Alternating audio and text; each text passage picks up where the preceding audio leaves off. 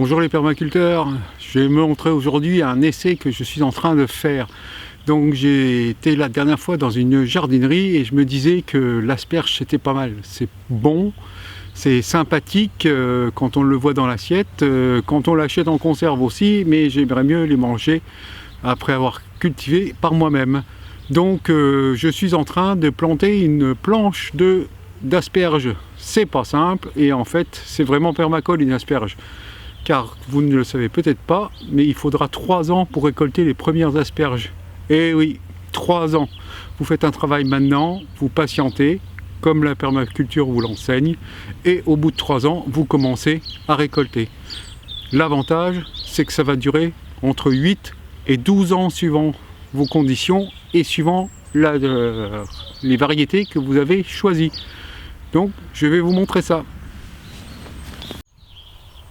Alors, si vous n'avez jamais acheté d'asperges, si vous ne vous êtes jamais préoccupé de ce légume, voici comment ça se présente. Vous l'achetez en fait en filet, moi c'est ce que j'ai eu moi, en filet, et dedans vous avez 10 griffes, ce que l'on appelle des griffes d'asperges. Ce sont des racines, et puis vous avez au bout, je vais vous montrer ça, hop, une petite, ici, hop là, vous avez en fait un début, un bourgeon, quoi, un bourgeon d'asperges on va dire. C'est ça qui va vous donner ce qu'on appelle les turions. Les turions, ce sont les asperges que l'on consomme. Donc il faut préparer la terre évidemment, parce que comme je vous le disais, ça va être 3 ans à produire, mais pendant 8 à 12 ans après ces 3 années. Donc c'est assez intéressant. Donc voici ma planche d'asperges. En fait, vous voyez, j'ai ameubli à la grelinette en premier. Avant, il y avait des panais à cet endroit-là.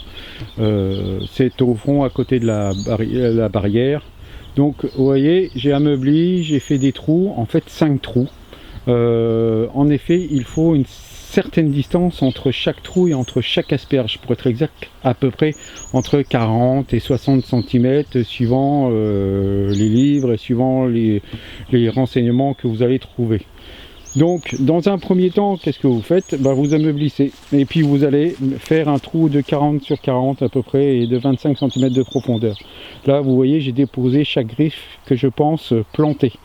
Donc, en voilà une première, en voilà une deuxième, en voilà une troisième, en voilà une quatrième.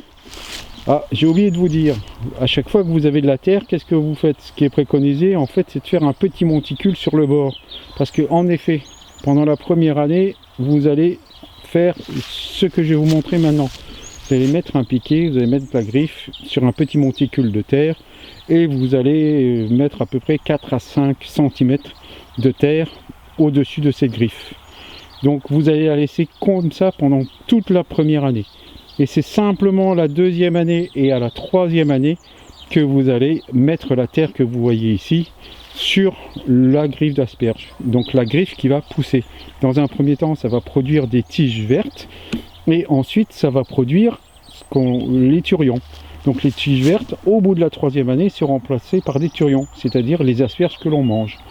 J'ai pris pour ma part une asperge blanche. Il existe des asperges vertes et vous allez me dire mais blanches, et il y en a certaines qui ont d'autres couleurs comme le rose. Apparemment quand l'asperge sort de terre et qu'elle prend la couleur, qu'elle prend le soleil, dans les endives elles verdissent. C'est pour ça que les endives on les fait pousser dans le noir pour qu'elles restent jaunes. Et les asperges dans un premier temps elles rosissent et après elles verdissent. Donc voilà, donc là j'en suis ici à la première griffe plantée. Donc je vais faire les 4 autres et je vous retrouve après. Ça y est, les 4 autres griffes sont plantées. Donc une petite chose aussi, vous avez peut-être remarqué que les racines des asperges sont très longues. En bon jardinier, et ce que vous verrez un peu partout, c'est que normalement il faut habiller les racines.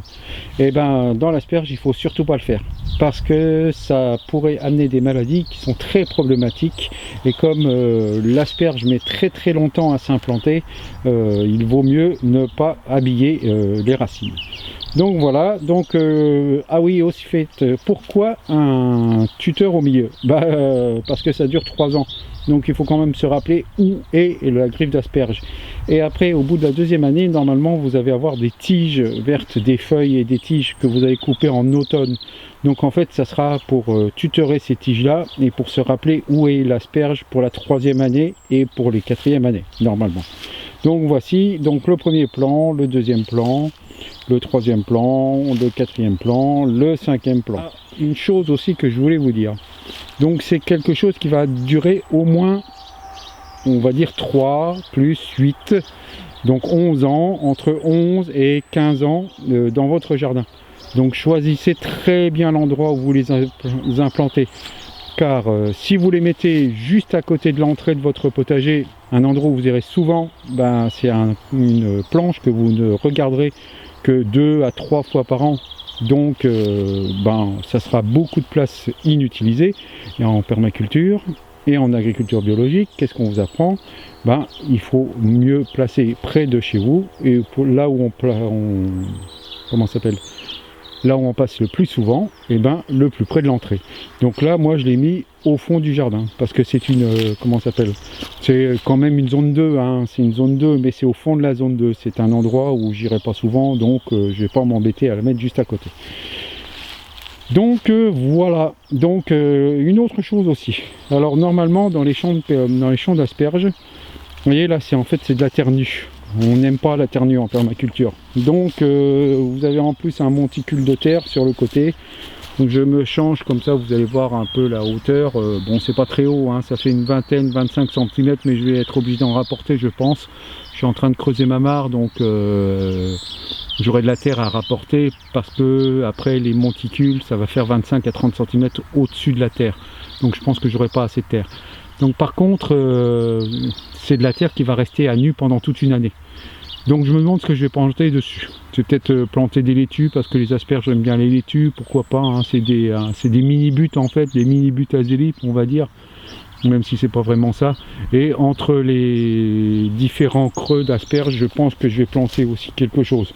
Je sais pas encore quoi, peut-être salade, peut-être radis, des choses en fait qui n'ont pas des racines très importantes. C'est important pour éviter de tout détruire aussi, et pour pouvoir les avoir rapidement. Donc voilà, donc ma planche d'asperges est faite. Donc j'espère que cela vous aura intéressé, vous aura donné des idées. Et si jamais vous avez une expérience de plantation d'asperges et de culture d'asperges, n'hésitez pas à me le faire savoir en bas de la vidéo, dans vos commentaires et dans vos remarques. Je les lis toujours avec attention. Merci pour celles qui ont été postées, que ce soit sur le blog ou par l'intermédiaire de YouTube, là où sont postées les vidéos. Donc je vous remercie beaucoup, je vous souhaite une bonne fin de journée et merci de votre visite sur permaculture-finistère-overblog.com. Au revoir.